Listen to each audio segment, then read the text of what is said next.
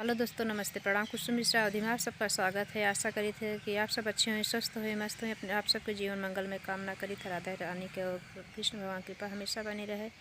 आप सबके बीच हम बहुत प्यारा नोकझोंक भरा पति पत्नी नाच गीत लेके आए हैं। फुल वाच के सुनो जही, कमेंट में जरूर लिख के बताओ जही कैसे लगा ये हमारे बाहर की, ये कैसा लगता है नज़ारा। कमेंट में भी लिख के आप लोग बताना कि कैसा लगा आप लोग को। और बहनी दीदी, हमारे भैया भाभी, हमारे सभी भाई बहन, आप सबके अच्छा लगे प्लीज़ लाइक कमेंट जरूर करें। जय हिंद, राधे राधे। सखी सैया न मिले हमारे मन के, सखी सैया न मिले हमारे मन के, सखी सैया न मिले हमारे मन के। सोचले रहे पिया खेती हर मिली है, सोचले रहे पिया खेती हर मिली है।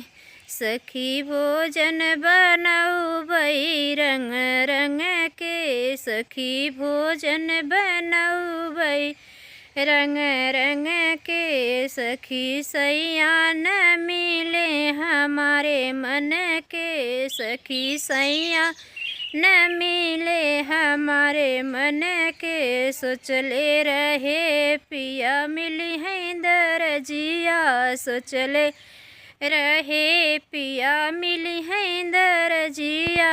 सखी चोलिया पहिनबै रंग रंग के, सखी चोलिया पहिनबै रंग रंग के। सखी सैया न मिले हमारे मन के, सखी सैया न मिले हमारे मन के। सोचले रहे पिया मिली है सोनरवा, सोचले रहे पिया मिली है सोनरवा। सखी झुलनी पहिनबै रंग रंग के, सखी हरवा पहिनबै रंग रंग के। सखी सैया न मिले हमारे मन के, सखी सैया न मिले हमारे मन के।